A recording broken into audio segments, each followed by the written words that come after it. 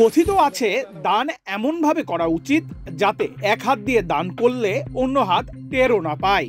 তবে এক ব্যক্তি এমনভাবে দান করেছেন যে অন্য হাত তো দূরের কথা, তার নিজের মনটাও জানেন না সে কি দান করেছে। আর এমনই ভুলে নিজের শখের আইফোন দান করেছে এক যুবক। ঘটনাটি ঘটেছে পাশের দেশ ভারতের তামিলনাড়ুতে।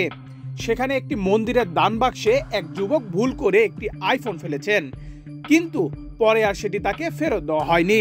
আইফোনটির মালিক ওই যুবকের নাম দীনেশ।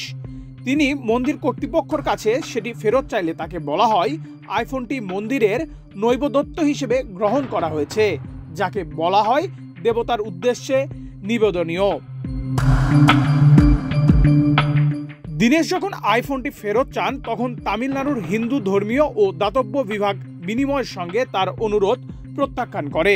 তারা জানান আইফোনটি এখন মন্দিরের সম্পত্তি হয়ে গেছে। মন্দিরের এক কর্মী জানান দান বাক্সের রুলস 1975-এর ইনস্টলেশন, সেফগার্ডিং এবং অ্যাকাউন্টিং এর অধীনে মন্দিরের সংগ্রহ বাক্সের একবার কোনো কিছু দেওয়া হলে কোনো অবস্থাতেই তা আর মালিকের কাছে ফেরত দেওয়া যায় না, কারণ সেগুলো মন্দিরের সম্পত্তি হয়ে যায়।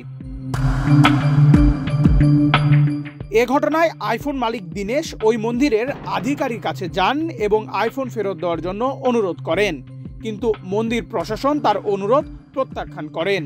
মন্দির কর্তৃপক্ষ জানান ফোনটি নৈবেদ্য হিসেবে গ্রহণ নেওয়া হয়েছে। আইফোনের মালিক এখন শুধুমাত্র ডাটা পুনরুদ্ধার করতে পারবেন।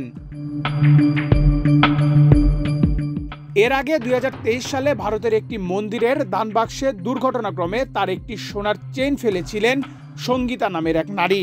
তার আর্থিক অবস্থা বিবেচনা করে এবং সিসিটিভি ফুটেজের মাধ্যমে নিশ্চিত হওয়া যায় যে চেইনটি দুর্ঘটনাক্রমে পড়ে গেছে। মন্দিরের ট্রাস্টি বোর্ডের চেয়ারম্যান তার ব্যক্তিগত খরচে একই মূল্যের একটি নতুন সোনার চেইন কিনে দিয়েছিল সেই নারীকে।